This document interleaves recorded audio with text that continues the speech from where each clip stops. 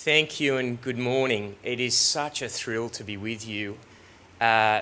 Michael and Jim, thank you for asking me to join you and to be with my state parliamentary colleague, the Honourable Scott McDonald. Normally, politicians at events like this will stand up and have a chat to you, and having experience second-hand, if you like, and they will try and understand and empathise with you. But today, it's tough gig following Isabella, Rosie and Renee and Jack, especially Renee, because to be brutally honest, I'm glad you have tissues, because I battle to tell this story and my wife Susie tells it a lot better and a lot stronger than I do, exactly like you did, Renee.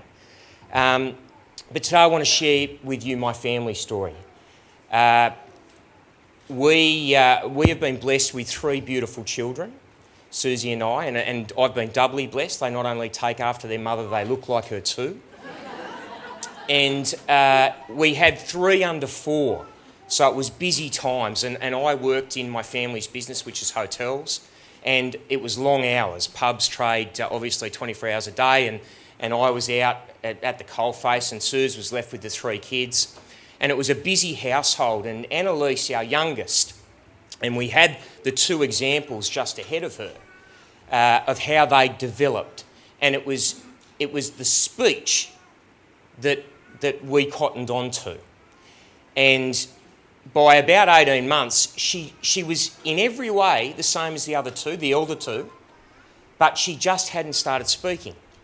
And Suze started to get a little worried, and we went off to the hearing hub, and I know Bill from Australian Hearing is here, to what is now, and the hearing hub in those days at Macquarie Uni at Reid doesn't look anything like it looks today. We went off to the hearing hub there, and we had a hearing test, and Annalise was diagnosed with a severe bilateral sensorineural hearing loss. And we thought our world had come to an end. And it's probably a great day to be surrounded by people, especially given the fact that yesterday a young cricketer playing cricket has died, doing what he loved, to think that in the face of absolute, when you think your world's come to the end, there are a lot of people that are doing it tougher than you are. And we were surrounded immediately by family and friends. We didn't know what the hell to do.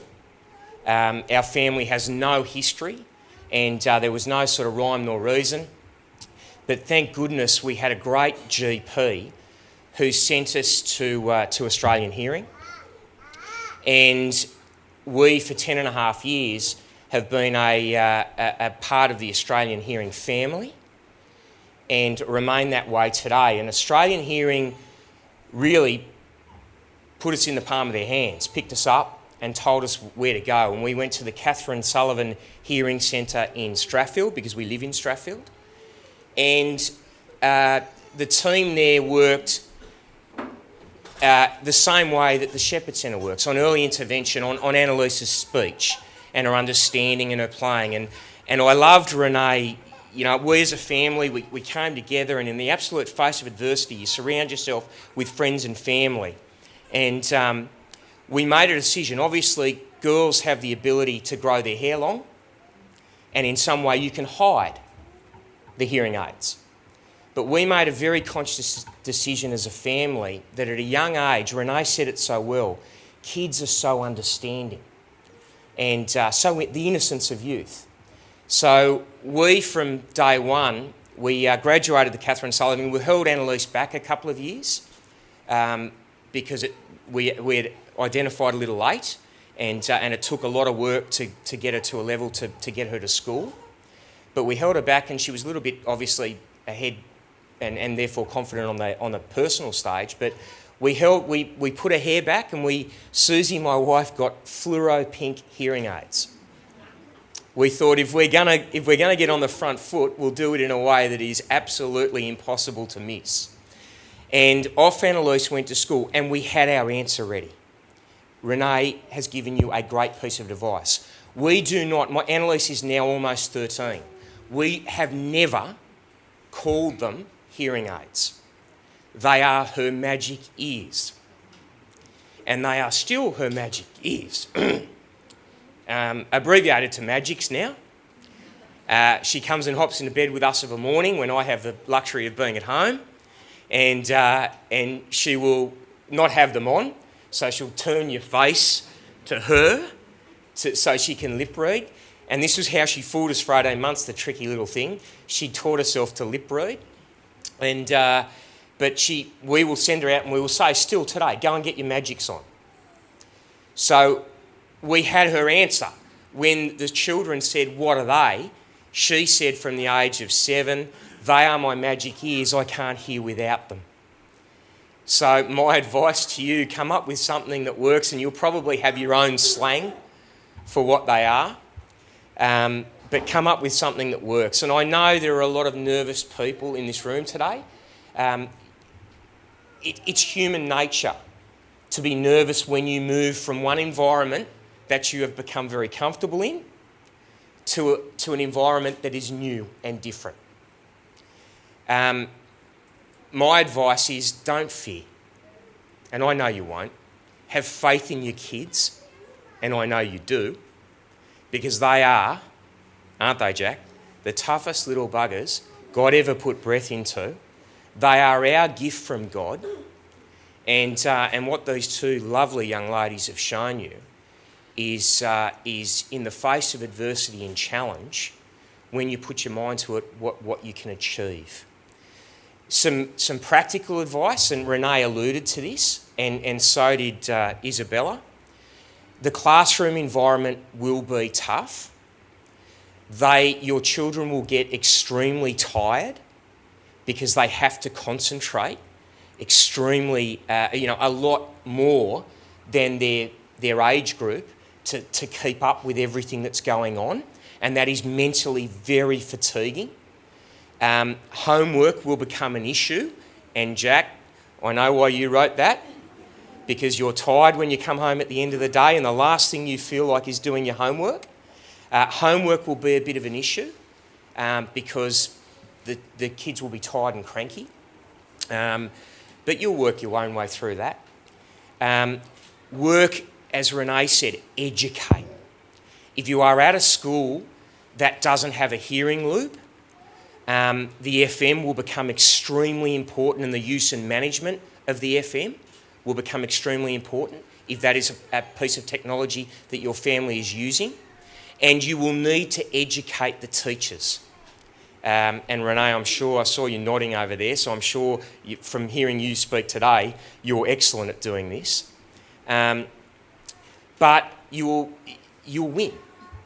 And the two girls that we've seen today are living proof that you will win, that your child will win.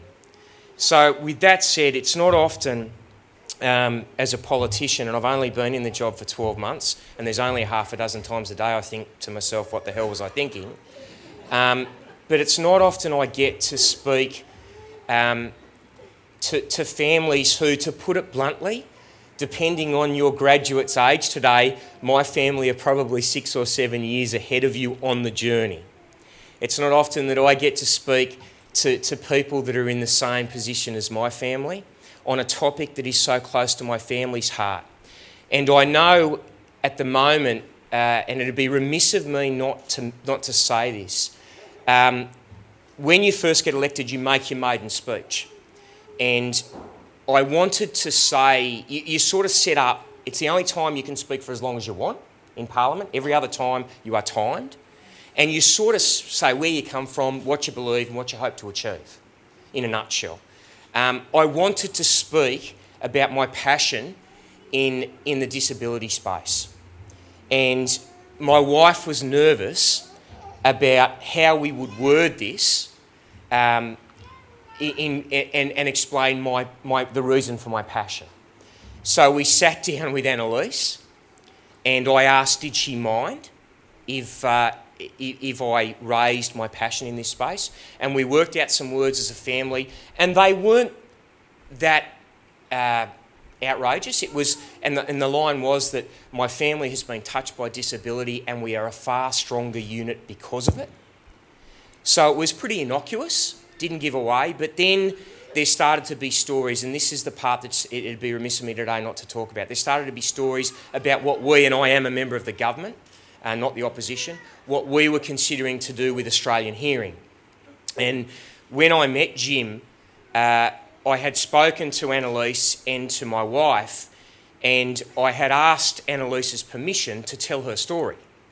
And because she is very comfortable as a part of the Australian hearing family, and having explained that the future was being discussed, would she mind if I advocated on behalf and explained our family's journey? And she said not a problem at all, to the point where Bill's office have been in touch, and they've asked could they do a video with Annalise and our family, and I've asked Annalise again, she's the go-to girl, and we're planning to do that. But I can assure you this, for those customers that are there, you have a friend in government that is in the exact same position that your family is in, understands the path ahead for you, and is completely passionate about Bill's organisation, and will yell and scream from the rooftops if anything was done in a way that would let anyone fall through the cracks.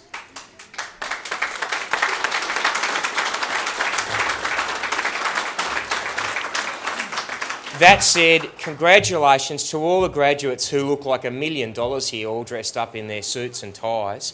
To all the families, good luck as your journey continues. Jim has my contact details if I can ever be of any assistance to anyone here. And it doesn't matter if you live in my electorate or not. Hearing impairment does not know electoral boundaries. If you need to get in touch at any time and you feel I could give you a hand, please pick up the phone, give me a yell, send me an email. I am only ever a phone call or an email away. God bless. Such a thrill to be here with you. Thank you.